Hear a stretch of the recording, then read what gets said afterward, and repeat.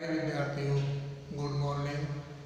हम सब हमारी पाठ्य पुस्तक स्पंदना के अष्टम पाठ है कर्मयोगी स्वामी केशवानंद नामक पाठ के बारे में पढ़ रहे हैं।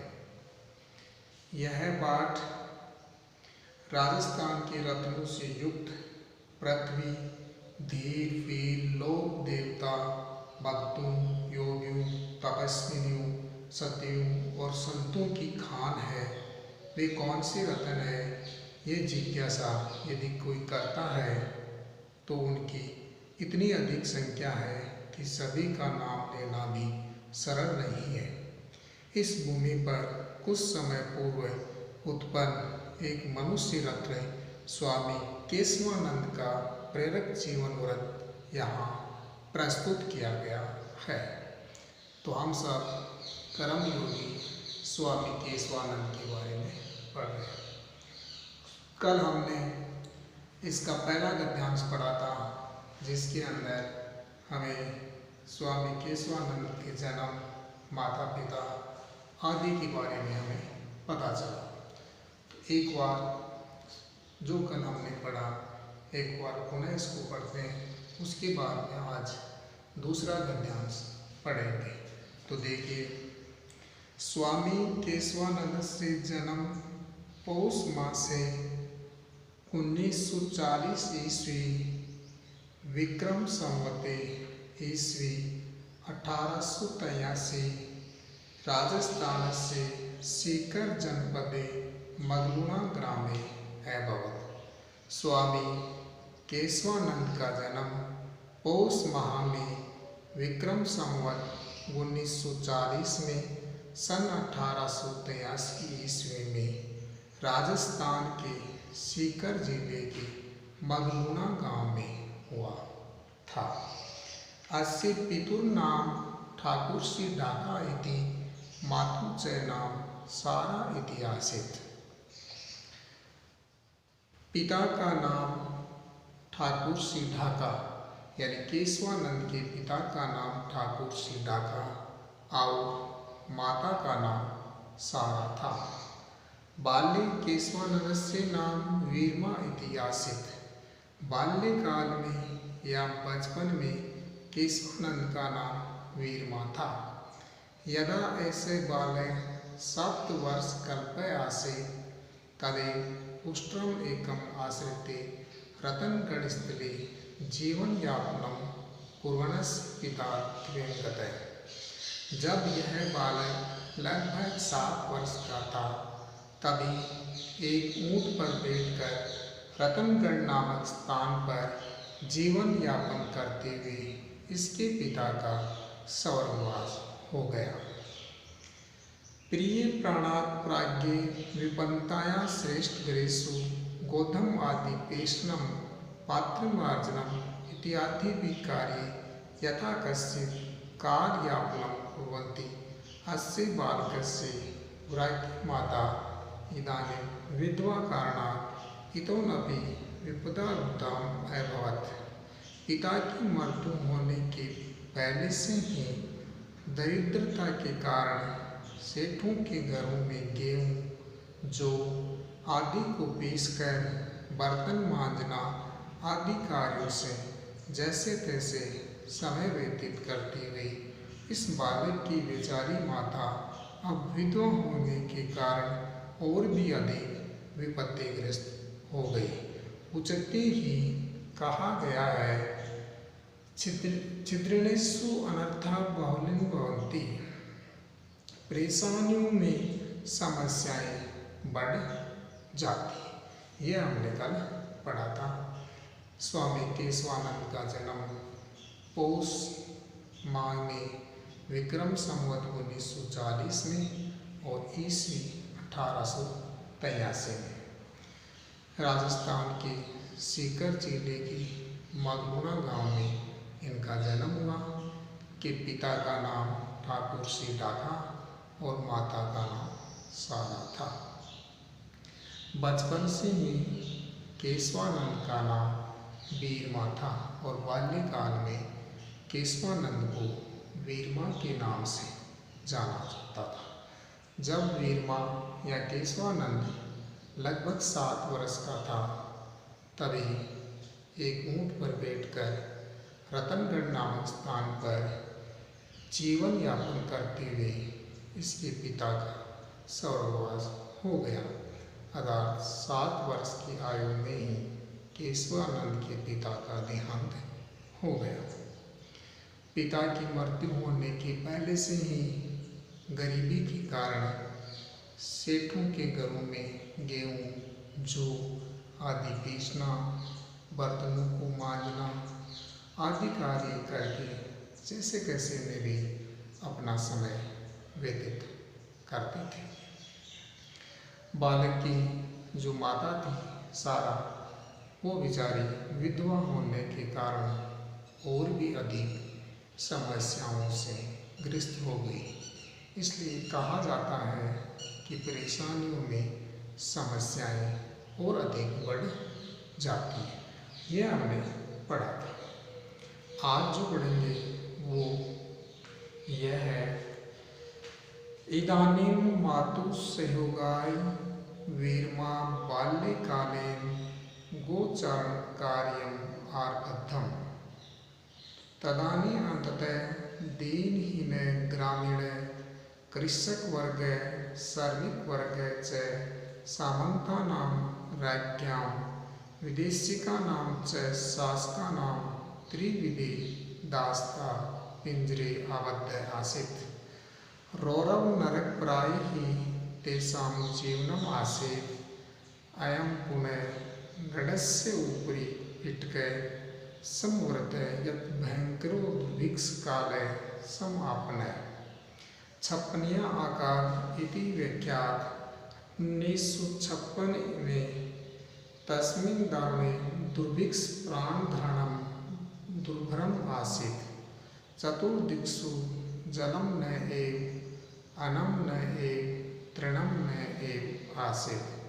केवल क्षितप्यासो अखंड साम्राज्यं प्राणिनां मात्रस्य समीवृक्षाणां तावचं भरुटं संज्ञकं घासं च खादित्वा मनुष्या यथा कश्चित् प्राणान् रक्षन्तः। पश्वप्राये कालकवलिता इतो मातापुत्र्यो अपि जनपदात् जनपदं ग्रामात् ग्रामं च अटन्तो आस्ताम्। तो इसके कुछ पहले शब्दार्थ की ओर नजर डालते हैं। गोचारण कार्य, गाय चराने का कार्य। तत्कालीन उस समय रौरव नरकम, रौरव नामक नरक, गडस्य ऊपरी फोड़े के ऊपर, फिटकर खून से, दुर्भरम दुर्भर, दारुण भीषण, क्षित प्यासो भूख और प्यास का, आर्तनाद चीख पुकार, समी वृक्षाणाम, समी यानी खेजड़ी के पेड़ों की, भरुट संज्ञकम, भरुट नामकम यानी भरुट नामक एक घास होता है, अटंतो बर्मंतो। तो इस प्रकार से इसके लिए कठिन शब्दार्थ थे। अब इनका हिंदी अर्थ देखिए। इदानीं मातु सेहोगाय वीरमा बाल्यकाले गोचरण कार्यम आरब्धम।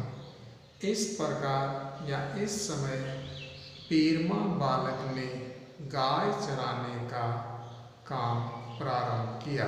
तो इस प्रकार से या इस समय वीरमा बालक ने गाय चराने का कार्य प्रारंभ किया, यानी अपनी माता के साथ बालक वीरमा ने गाय चराने का कार्य प्रारंभ किया।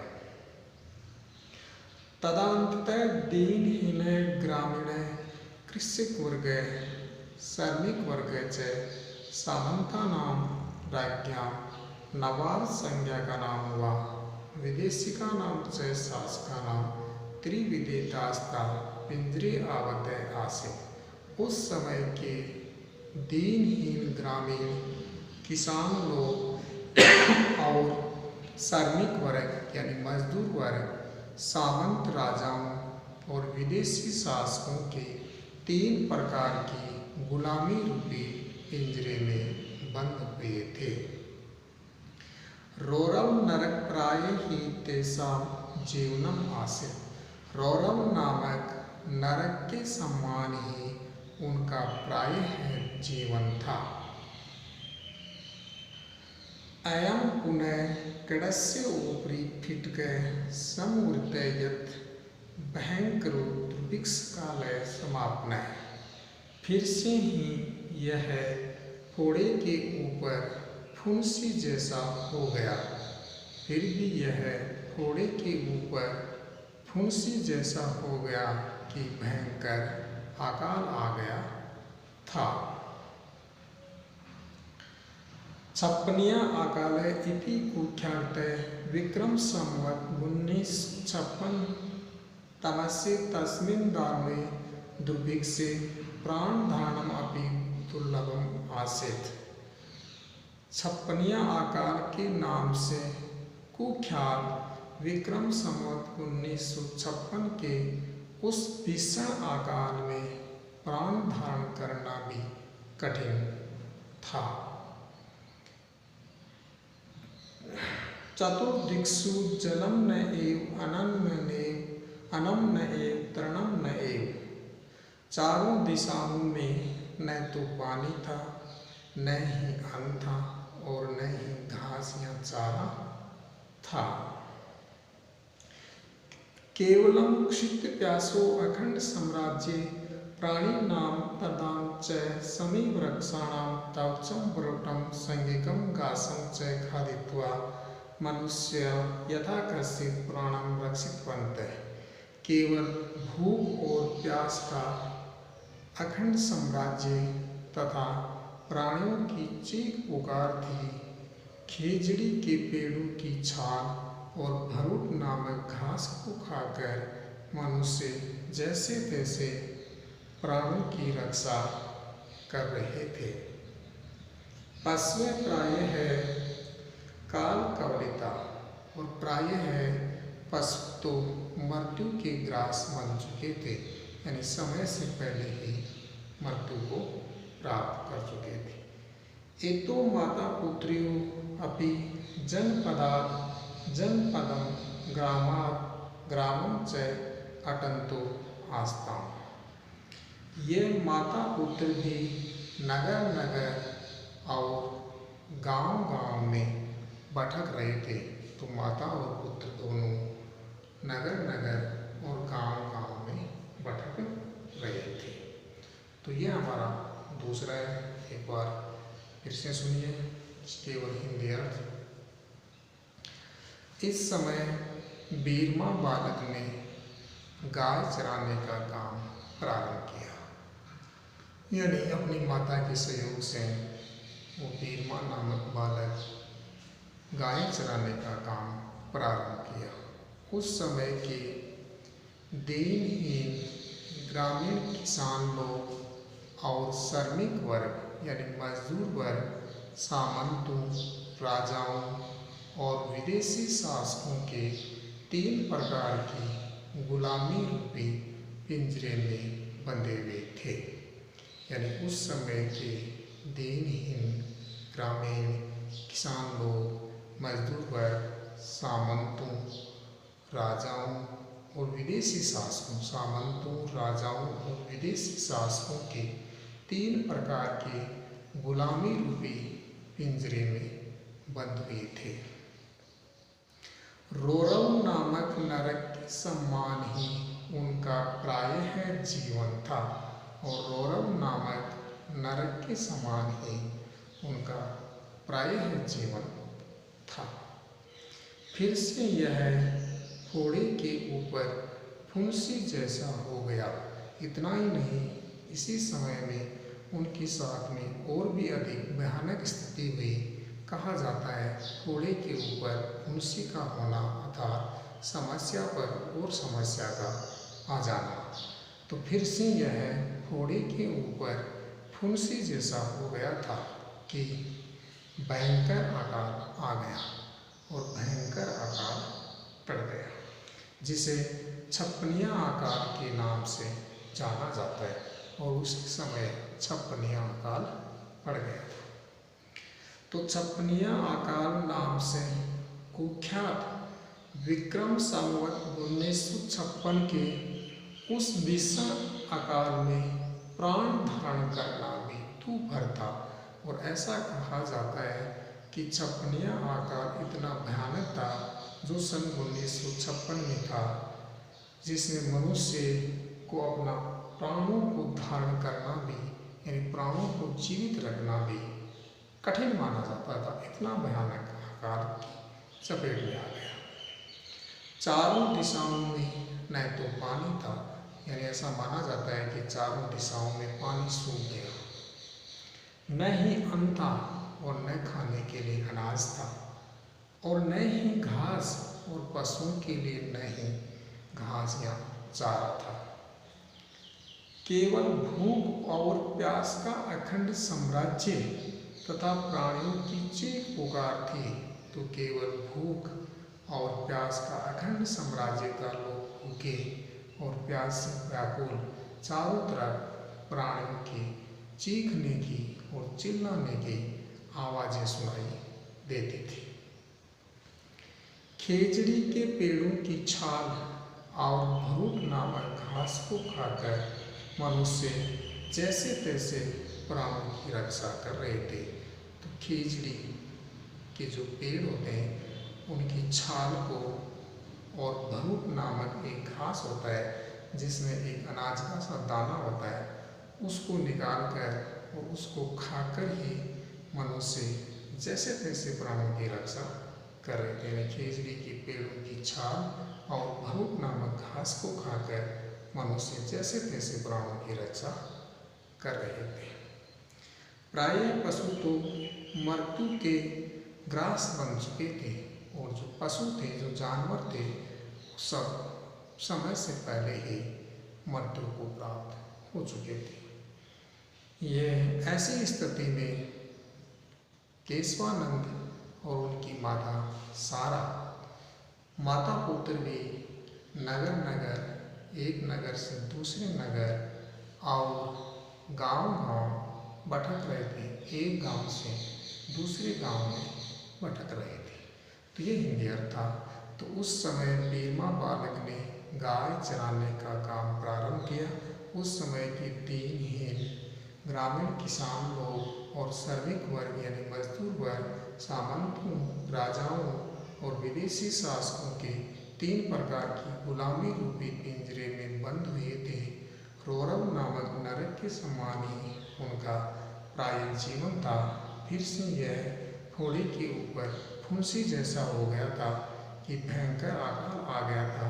छप्पनिया अकाल नाम से कुख्यात विक्रम संवत 1956 के उस भीषण अकाल में प्राण धारण करना भी कठिन था। चारों दिशाओं में न तो पानी था, न ही अन्न था, और न ही घास या चारा था। केवल भूख और प्यास का अखंड साम्राज्य का तथा प्राणियों की चीख पुकार थी। खेजड़ी के पेड़ों की छाल और भरूट नामक घास को खाकर मनुष्य जैसे तैसे प्राणों की रक्षा कर रहे थे। प्रायः पशु तो मृत्यु के ग्रास बन चुके थे, समय से पहले ही मृत्यु को प्राप्त कर चुके थे। ये माता पुत्र भी नगर नगर और गांव गांव में भटक रहे थे। तो इस प्रकार से आज का जो गद्यांश है इसका हिंदी अर्थ ऐसा है। धन्यवाद। आगे कल पढ़ेंगे।